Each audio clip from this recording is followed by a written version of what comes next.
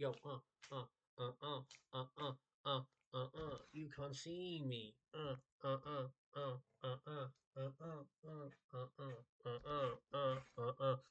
see me.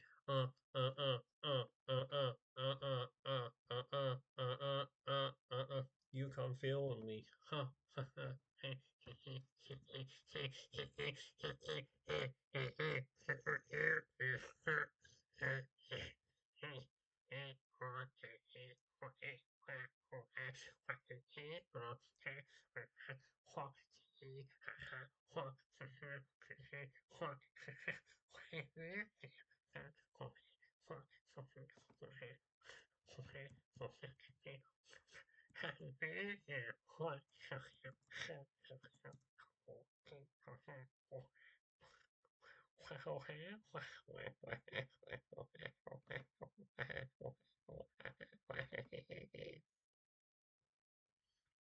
Okay, so this is going to be a quick little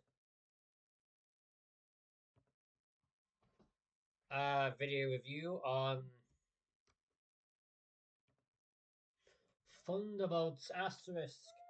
Why? Well, they spoiled why it's called Thunderbolts Asterisk. It's because, spoiler alert, no spoiler alert, because they've already told you already, it's secretly an Avengers prequel. Or it's a new Avengers prequel. It's a Avengers spin-off prequel.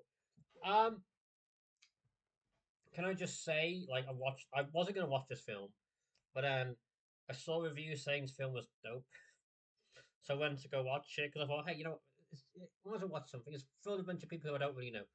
A But we've reached a time frame in the history now where like White Russell is literally just his father. White Russell is literally his father. The way he looks, the way he acts, he is he's his dad. Um, but what I do like about this movie is an adaptation of the Genesis double album, The Lamb Lies Down on Broadway. Yes, it is. Yes, it is. Don't say it's a Thunderbolts one. It is not a Thunderbolts one. It's an adaptation of a Genesis album, Lamb Lies Down on Broadway. Bro, let me bring this down to you. Step one, bro, takes place in New York. Huh. Step two, the main characters are all criminals who are committed, like, you know, kind of like heinous things, but they're likable because it's full of, and also immigrants, exception of uh, Captain Kurt Russell, um, Captain America, Captain of John Walker, and everyone else there, all like immigrants or migrants who have come to New York. Step three. Also Bob. Never mind. Forgot Bob is also American. Okay, so there's two Americans. There's Bob, and then there's I guess Bucky. Whatever. I'm going. I'm going all the way. I'm going all the way out. I'm going outside. I'm going outside. No, don't go outside. Stay inside. Explain what you mean. Explain what the point is making. Okay, I shall. Have you noticed how every single Paul Benningham? I am not Benji John Oliver. Um. Also, here's the thing. Lamb lies down on Broadway. The light dies down on Broadway. What happens at the end of this movie? The light dies down in the same here. The light dies down in the entirety of Broadway, the entirety of New York. It's also about a being, about the main character who's trying to find something, and turns out the person who's fighting himself and he needs to go inside himself and go his really weird journey through all his memories of everything he's gone through and all the bad times and good times to finally get to grasp the fact that it is here. It is now. What is it? What is it? That's a completely different band. This is a completely different song. But what is it? It, in this perspective, is century. It, in this perspective, is depression. It, heck, just like the Zach Fox song, Jesus One, I Got Depression. They crashed a car into all white businesses because they got depression. And it comes to Valentina's learn a fucking lesson because they got depression. Yo, shout out mental illness. Shout out mental illness. Yo, if you got mental illness, you're educated, you're medicated, what's up the fuck up, dude? Um, but this movie is very much like avant-garde, you know, like the A24 type of like Midsummer type of like the Babadook type of film, horror film, where like it's all about depression, it's all about the fact that like you can't you can't beat depression with violence. You can't beat depression with alcohol. You can't beat yourself up. Beating yourself up will only will add more tragedy, and that's what this entire thing is about. It's not as I kind of like it's all it needs to say it to the big screen, to have big shots. But what I like about this movie is that it's not a straight up Marvel movie. It's not like a straight up like, oh, here's a supervillain, here's a superhero, blah blah blah blah blah, fight fight fight fight fight fight fight. In this movie, fighting itself does not work. Fighting itself only proves worse. And what I kind of like this movie, it does the entirety of Brightburn, Homelander type of thing, where like they create like their own Superman, but Superman is evil. But this time, Superman is just so goddamn depressed. He just I don't want to kill people, dude. Like the fucking ants, bro. The fuck is ants, dude? They're fucking meaningless. They're worthless. What worth is it for me to kill these insignificant things? They're barely even human, mate. Also, big shout out for Taskmaster to fucking dying like 10 seconds in, bro. Big shout out to Oiko and go, Big Plastic Ones just a fucking die for like 20 seconds. Like, chef's kiss, bro. Chef's kiss for Taskmaster to show up and just. She doesn't even die like a. They don't even have her die like any way, shape, or form. She just shows up and gets shot. Like, okay, thanks for coming, my dude. I could have got to the party, my dude. I don't know what the heck my point of view existing is, but gee whiz, thanks. Showed up. You really did a lot. But you know, this entire movie is, as they show now, is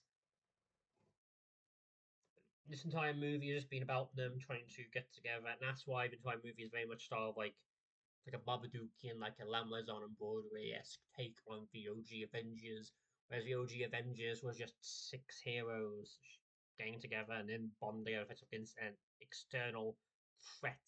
This one up six broken people. Six broken people? No, hang on a second.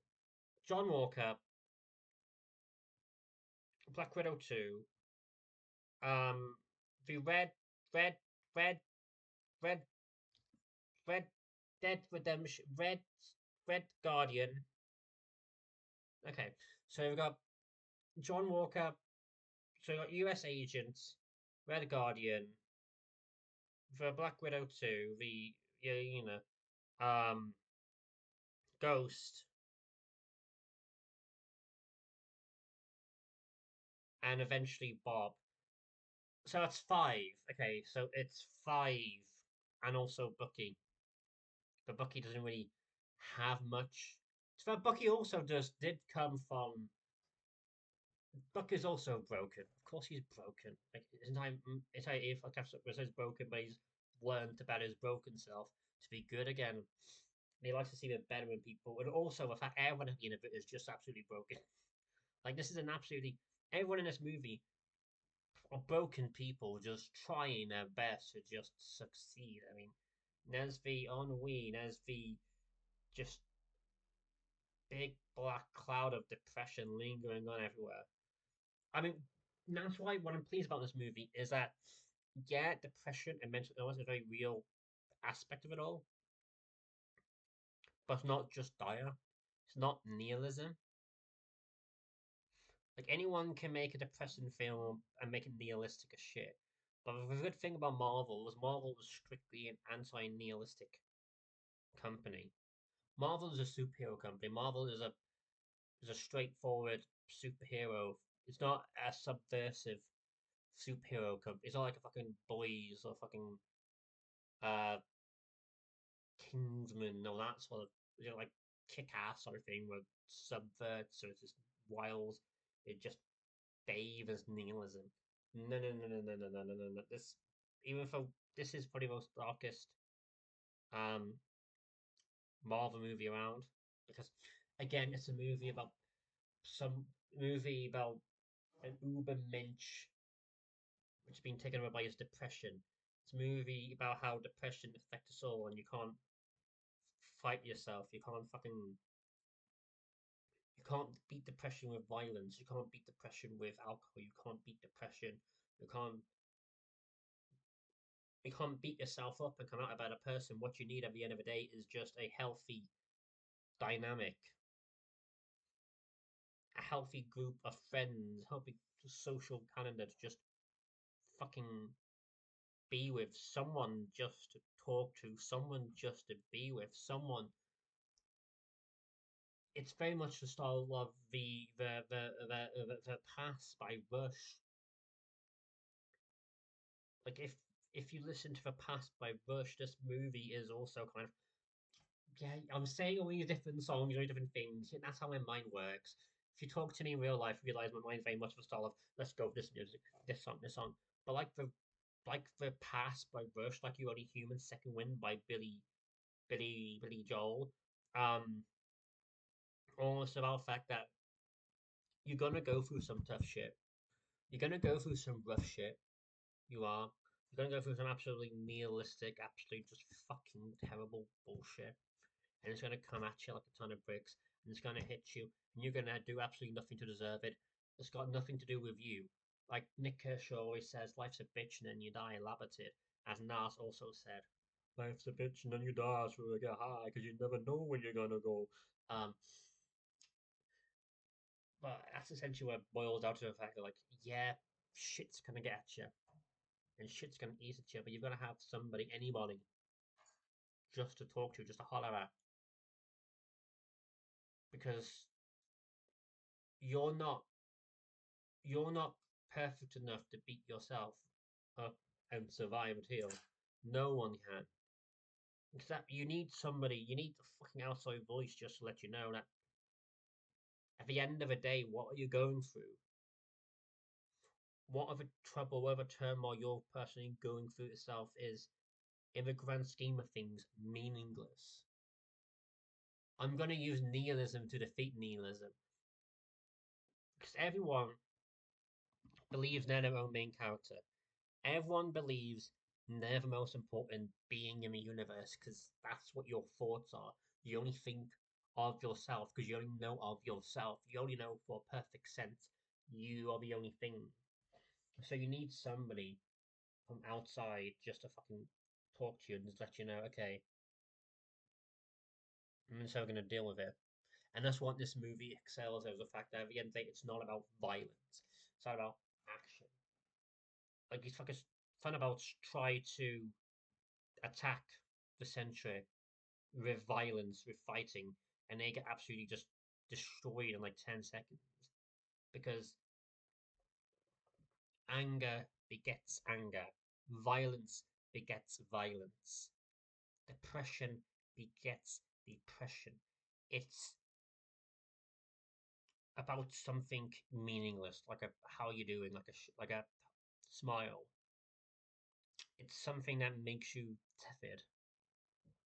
Because when you're outside there, when you're feeling all angry and sad and depressed and shit like that, trust me, you're untepid. You need an anchor. Someone asks you how you are. And that's what these guys are. These guys are their own anchors. These guys tether each other to the ground. That's why it makes this such a good group. And that's what this entire movie is about. It's the Avengers for the normal people. It's Avengers for the depressed. It's Avengers for the disenfranchised. None of these fuckers are super rich. They're not super smart. They're no Hulk. They're no Iron Man. No, they're barely even Hawkeyes. You know what I mean? But what works is the fact that they need to get to grips with the fact that, like, there's no such thing. Even though the main baddie in this point states there's only bad people and worse people, that's not truly the case. In the case of a grand scheme of things, everybody. I'm gonna just turn this off so I can just talk it to you. Everybody. Let me just bring this up a second. Everybody can do good. The reason why most people turn to crimes is because that's the only way they found out. But the triangle, the trifecta, as you need, means motive opportunity. It's like a flame. No person. Very rarely are people born evil. Very rarely are people born villainous. There's a goodness. And there's a. I know I sound naive. I know I sound very like, but people can be a motherfucker. But people are also inherently good. And there's inherently goodness inside everyone. It's just sometimes it's easy. Sometimes to take the easy way out is to be evil. Sometimes it's easier to be evil. Sometimes it's easy to do wrong. But in the grand scheme of things, I mean, I truly believe everyone is born good. Everyone is born good. It's just the paths they take.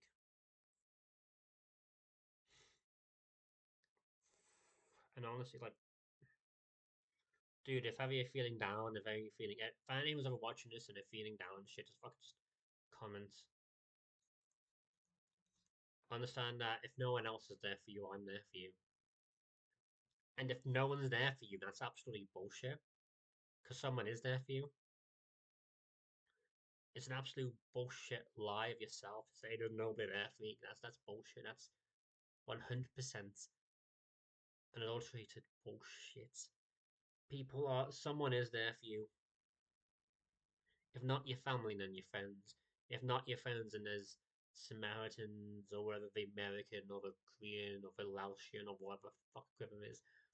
Someone is there for you. Or you can go online and talk to you online. Go find a forum. Go find something to dig. But there's never a chance that no one's there for you. Never. At least that's what I believe in anyway. Anyway, just go do drama. See ya. Bye.